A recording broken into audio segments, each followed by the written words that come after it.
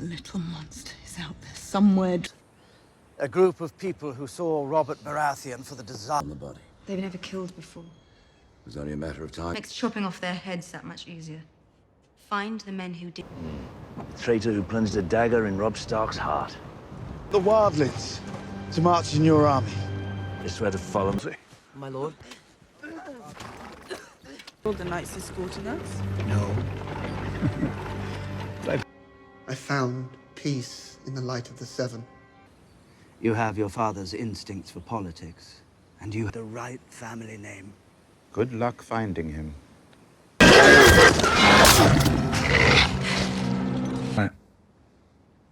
I don't want them bleeding for Stannis Baratheon. Lord or peasant, our choices are the same.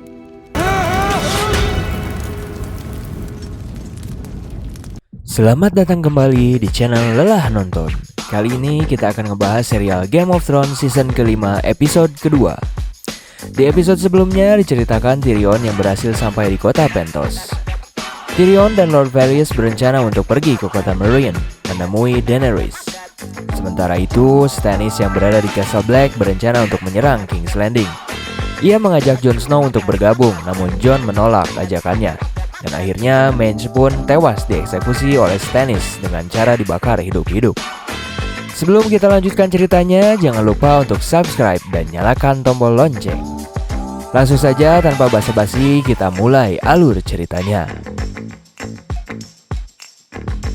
Di scene pertama memperlihatkan Arya yang setelah perjalanan panjangnya, akhirnya Arya sampai di kota Braavos untuk menemui Jaqen H'ghar.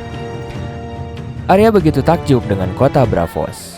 Mereka pun akhirnya berlabuh. Kapten kapal membawa Arya menuju tujuannya, yaitu kuil hitam putih yang berada di Braavos. Sesampainya di kuil tersebut, sang kapten lalu pergi meninggalkan Arya. Arya lalu mulai mendekati pintu kuil tersebut dan mengetuknya. Tak lama kemudian keluarlah seorang pria tua. Arya lalu menunjukkan koin dan ia mengatakan bahwa ia mencari Jaqen H'ghar. Namun pria tersebut mengatakan bahwa tidak ada seseorang yang bernama Jaqen di sini. Ia pun kembali masuk. Arya yang kebingungan tidak tahu kemana lagi tujuannya, ia akhirnya duduk menunggu di kuil tersebut sambil menyebutkan nama-nama yang akan ia bunuh. Keesokan paginya, Arya pun memutuskan untuk pergi dari kuil tersebut. Ia lalu melemparkan koin yang Jaqen berikan kepadanya ke laut. Scene pun berpindah memperlihatkan Brienne dan Podrick sampai di penginapan dan beristirahat di sana. Saat mereka di dalam, Podrick melihat bahwa Lord Baelys dan Sansa berada di sana.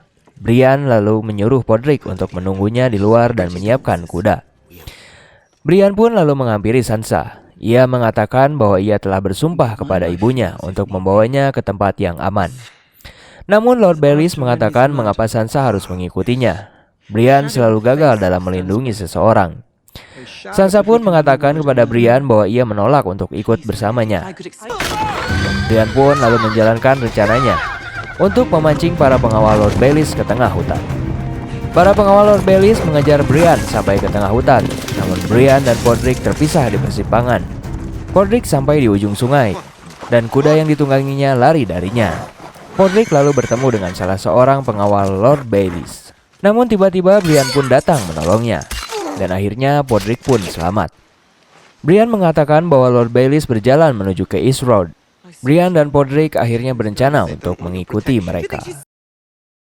Kembali ke King's Landing, Cersei memanggil Jaime ke ruangannya. Jaime membuka hadiah yang dikirimkan dari Dorne, yang ternyata di dalamnya adalah kalung milik Myrcella, putri mereka berdua. Cersei mengatakan bahwa ini adalah sebuah ancaman akibat dari kematian Pangeran Oberyn yang tewas pada pertarungan di pengadilan. Jaime lalu berjanji kepada Cersei bahwa ia akan membawa kembali putrinya dengan selamat. Sementara itu, scene memperlihatkan Bronn dan tunangannya Lolis yang sedang berjalan di pesisir pantai. Di scene tersebut, Lolis membahas tentang bagaimana nanti pernikahannya akan berlangsung. Namun Bronn tidak tertarik dengan hal tersebut. Lalu kemudian datanglah Jaime.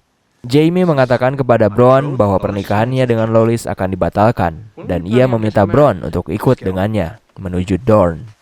Jaime berjanji setelah mereka kembali, ia akan memberikan gadis yang jauh lebih cantik dan istana yang lebih megah. Scene pun berpindah ke Dorne.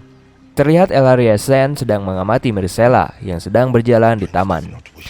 Ia lalu mendatangi Doran Martell. Doran Martell adalah kakak dari Oberyn. Ia adalah penguasa di Dorne dari klan Martell. Ellaria mengatakan bahwa kita harus menuntut balas kepada Lannister atas kematian dari Oberyn. Namun Doran mengatakan bahwa itu tidak perlu dilakukan karena Oberyn tewas dalam pertempuran, bukan pembunuhan. Ellaria masih bersikeras untuk membalaskan dendam Oberyn. Ellaria juga mengatakan pasukan Sand Snake tetap akan membalaskan dendam ayahnya, walaupun Doran tidak melakukan apa-apa. Kembali ke kota Meereen, Daario dan pasukan Unsullied menuju sebuah tempat untuk menyergap salah seorang anggota Harpy. Namun saat mereka menerobos sebuah rumah, di tempat tersebut tidak ditemukan seorang pun. Daario mengatakan kepada Grey Worm bahwa ia jangan terburu-buru dan harus lebih jeli. Daario lalu menancapkan pisaunya ke sebuah tembok, dan ternyata ada seseorang yang bersembunyi di dalam tembok tersebut. Grey Worm lalu mendekati tembok itu, dan ia lalu menemukan topeng yang selalu digunakan oleh klan Harpy. Rapat dewan di kerajaan Meereen pun digelar, membicarakan hukuman yang pantas yang harus diberikan kepada anggota Harpy. Sebaristan mengingatkan kepada Daenerys bahwa ia harus tetap mendapat keadilan dan harus diadili di pengadilan. Namun Mosador bersikeras bahwa ia harus segera dihukum mati. Daenerys pun lalu berterima kasih atas nasihat anggota dewan kerajaan. Sebaristan lalu meminta Daenerys untuk berbicara berdua dengannya. Sebaristan mengingatkan Daenerys tentang Mad King ayahnya. Ayahnya dahulu memberantas musuh-musuhnya tanpa melalui pengadilan sampai terjadinya sebuah pemberontakan yang menewaskannya. Sebaristan berharap ia akan mengadili anggota Harpy tersebut dan tak langsung menjatuhi hukuman mati kepadanya. Daenerys lalu menyetujuinya dan berencana menggelar pengadilan. Scene pun berpindah memperlihatkan perjalanan Lord Varys dan Tyrion menuju kota Meereen. Di perjalanan, Tyrion menanyakan mengapa kita pergi menggunakan kereta kuda seperti ini. Lord Varys lalu mengatakan bahwa Cersei menghadiahi kepala Tyrion dengan bayaran yang cukup mahal, dan mereka harus berhati-hati sekarang. Sementara itu di King's Landing, para pemburu berdatangan membawa kepala yang mirip dengan Tyrion.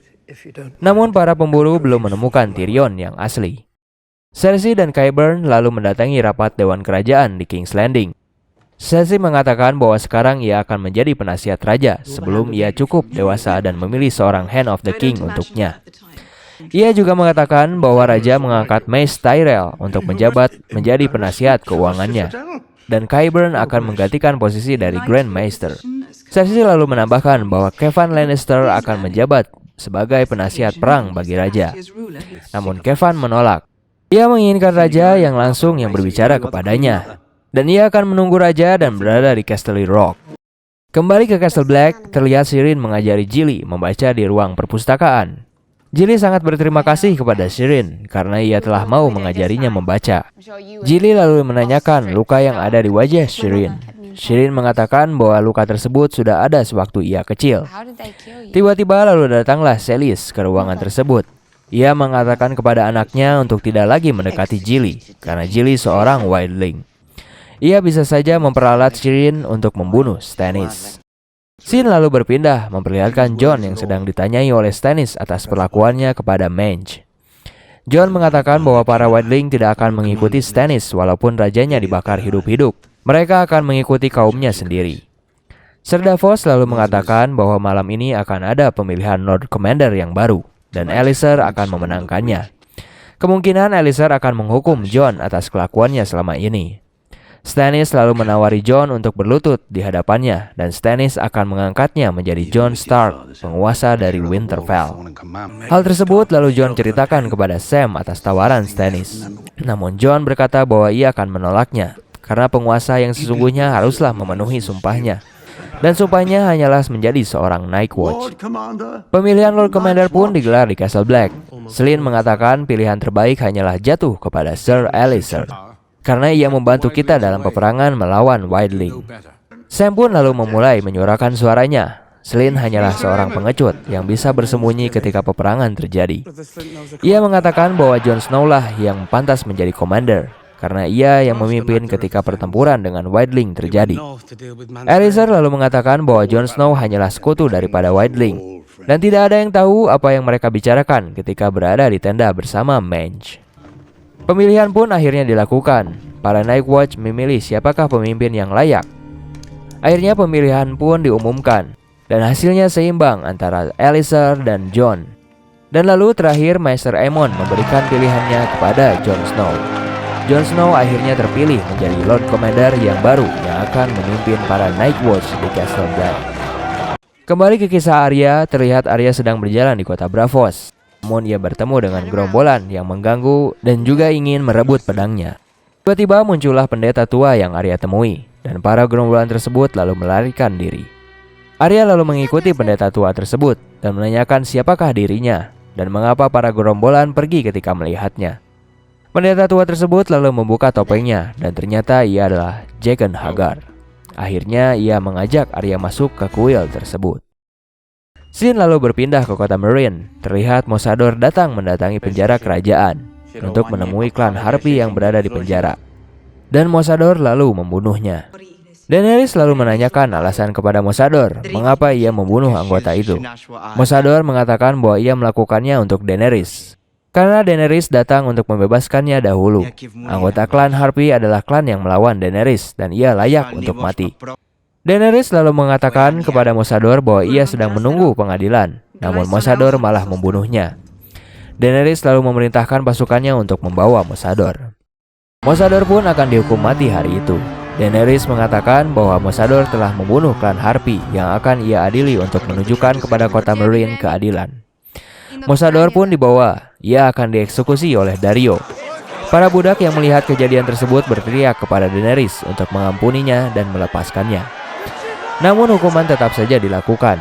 Setelah eksekusi tersebut dilakukan, para budak mulai memberontak dan membuat kekacauan di kota Meereen.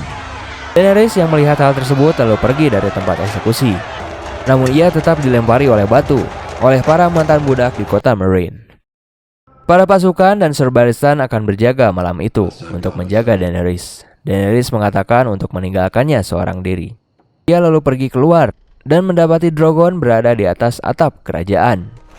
Drogon pun lalu mendekati Daenerys, namun tiba-tiba Drogon pun kembali terbang meninggalkan Daenerys. Berakhir sudah episode kedua dari season kelima serial Game of Thrones ini. Ikuti terus bagaimana kelanjutan kisahnya dan jangan lupa untuk subscribe, like, and comment. Tetap di channel Lelah Nonton.